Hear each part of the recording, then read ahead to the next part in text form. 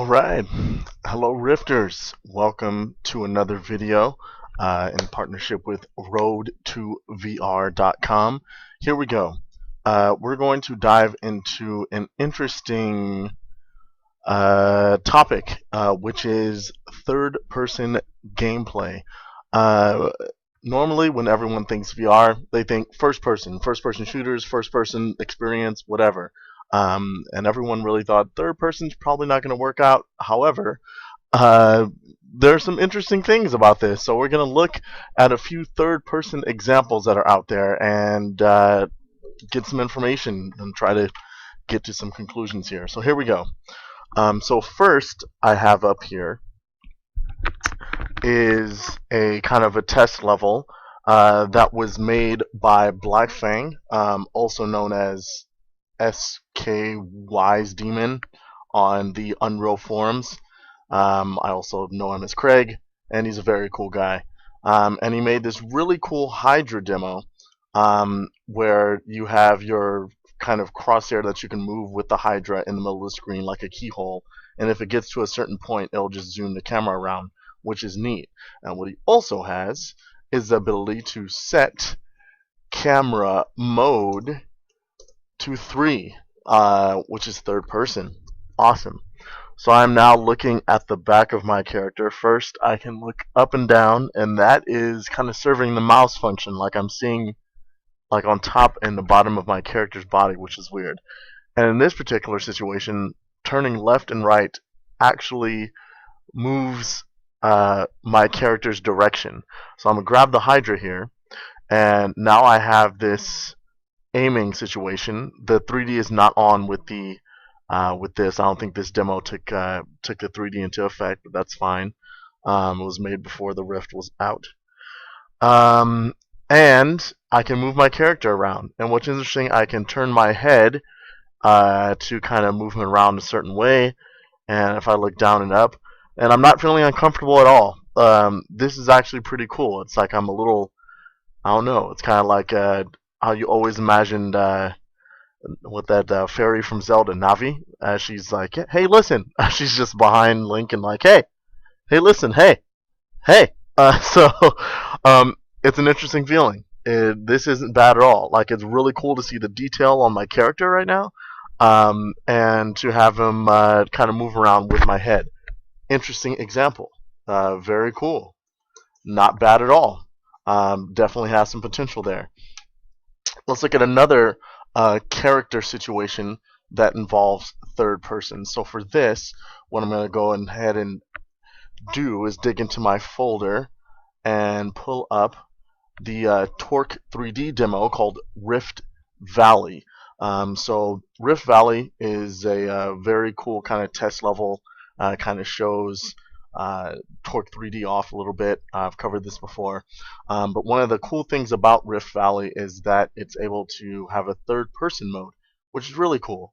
So I'm going to go ahead and blow this up and I'm going to play the game, let it load up there. And we'll see a little bit of third person mode. This particular third person mode, I believe, is a little bit farther back. So I'm in first person now. That looks great. And I press Y, and I am now in third person. This one's farther back than the UDK demo I just played, but it's a very similar situation where your head motion is analogous to the mouse. So you go down, you're going to be over your character. You look up, you're getting up under your character. But as you turn left and right, you're actually turning your character's direction. And so you run, and instead of using the right analog stick, I actually turn my head, and I can really rapidly turn my character. It's like boom, boom. That's really crazy, actually, how quickly that character can turn. I would probably put in some animation and maybe kind of slow down the character a little bit, or maybe adjust the mouse sensitivity or something, so it doesn't look like, I don't know what it looks like on the monitor, but he's just like floating to me. He's just all of a sudden he's this way and he's running this way. It looks weird, but again, it's not uncomfortable.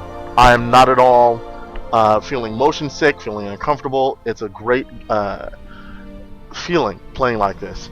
Another point that I made when I was playing on stream with this, or maybe playing in my other video, with the third-person view, it's actually great if you can actually get an indicator of what your character is carrying. Like, obviously, I'm in first-person view.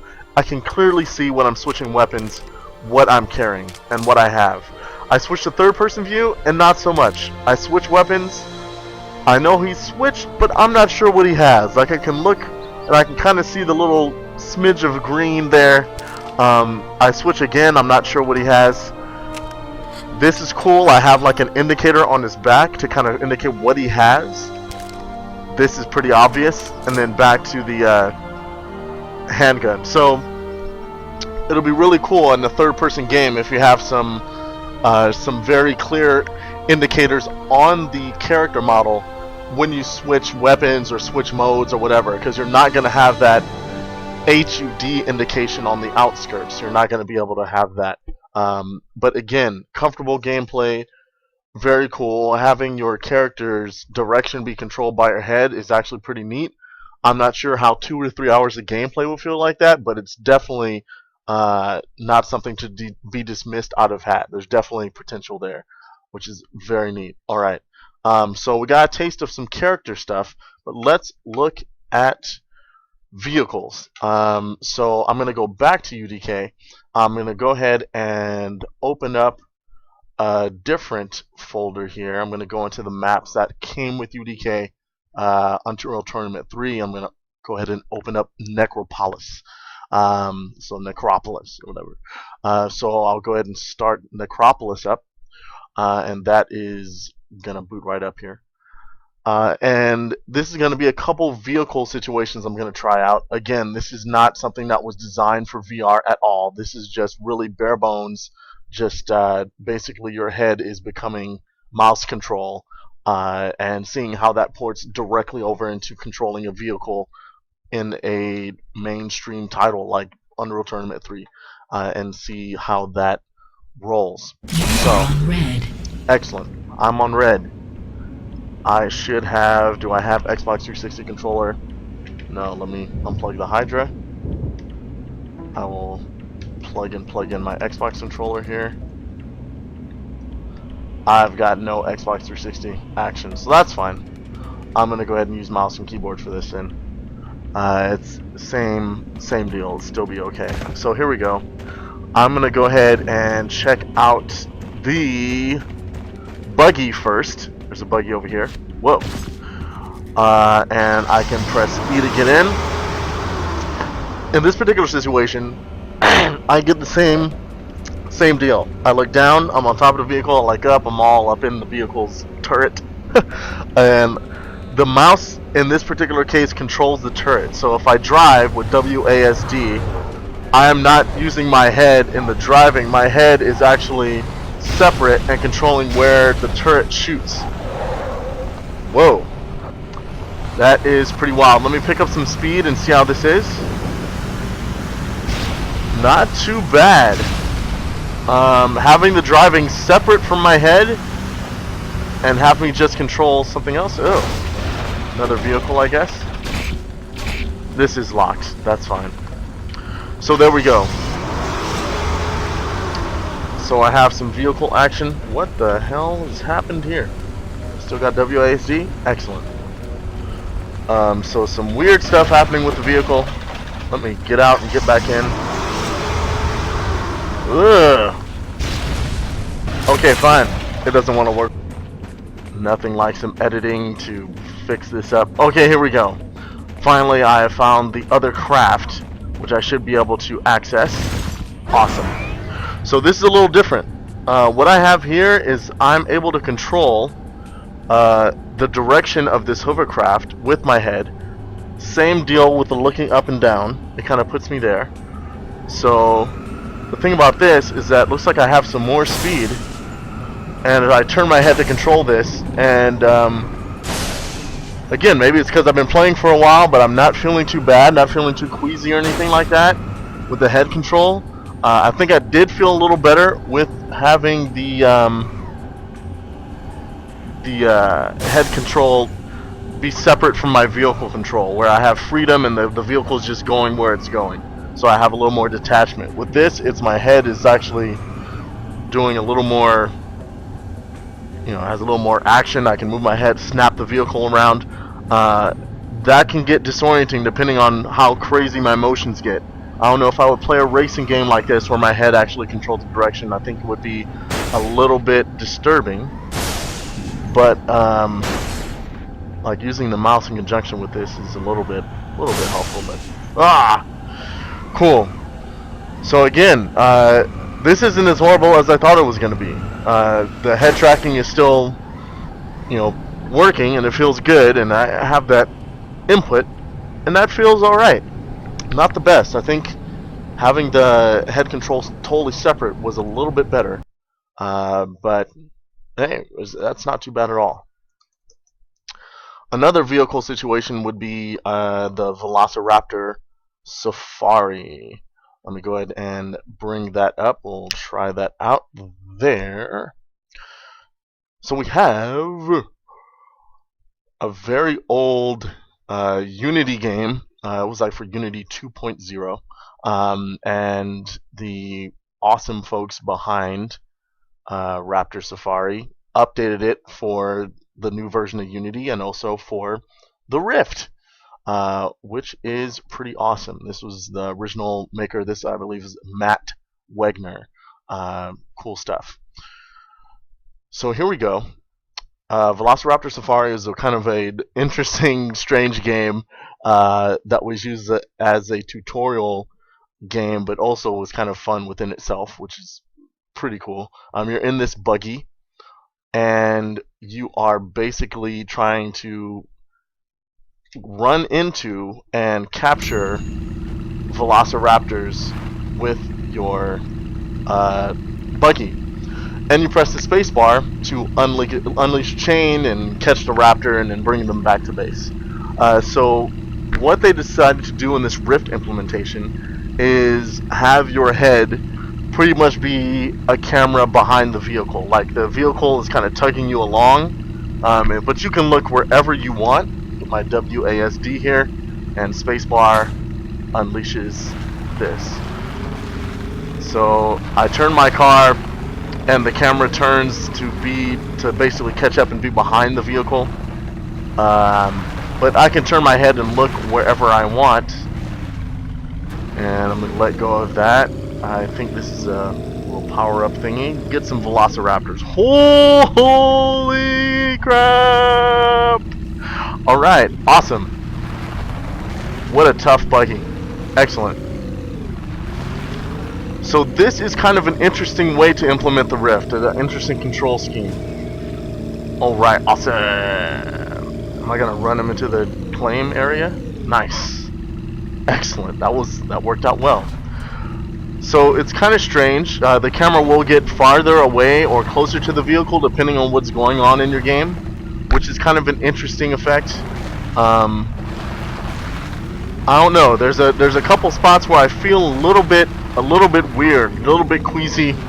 Maybe not queasy, a little bit lightheaded though, with the way it could be the vehicle control and the way it just whips the camera around.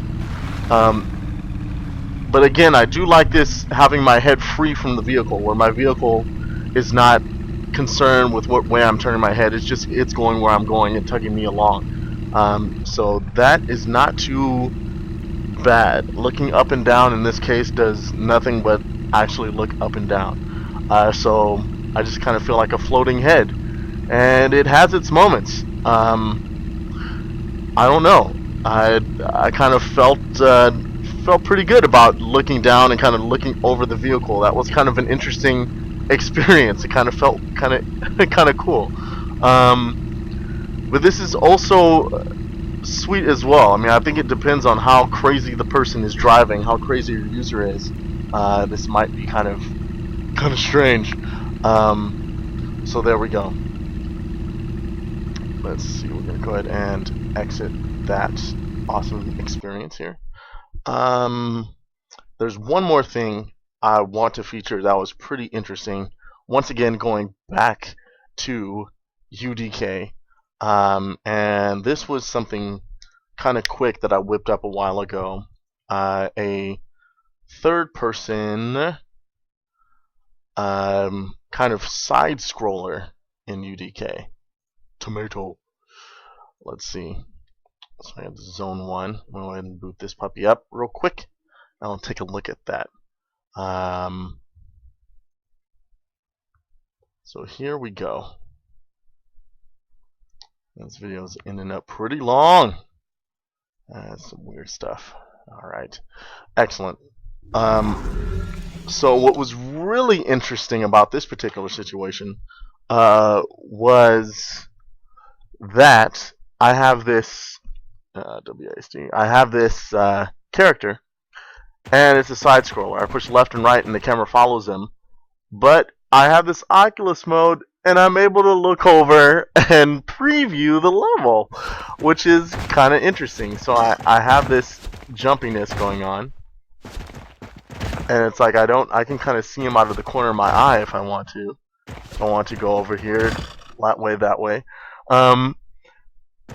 I almost kind of want to make a game totally like this. This is very interesting when you can look and see totally around this character's world. Like, your character is stuck on a plane and is in their 2D situation, but you're able to totally see where they came from, where they're going, what might be ahead. Shoot, you can even look behind, and what if there was some other stuff? Maybe use the Hydra to grab some things to throw to your 2D character. Or even a more interesting game, what if there was a way for one player to play this game 2D, and then there's another player in the Rift that's able to kind of throw things and get in their way, kind of like a Wii U cooperative or a antagonist type of experience, but with VR. That might be pretty interesting too.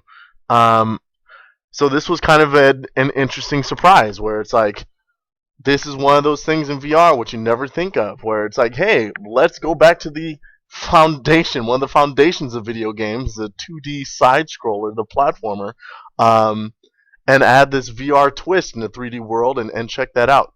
That is really cool. So I think, the verdict is still out. I think there's definitely some tweaking and some stuff that'll have to be done to see if these can be viable, lengthy game experiences that are tolerable.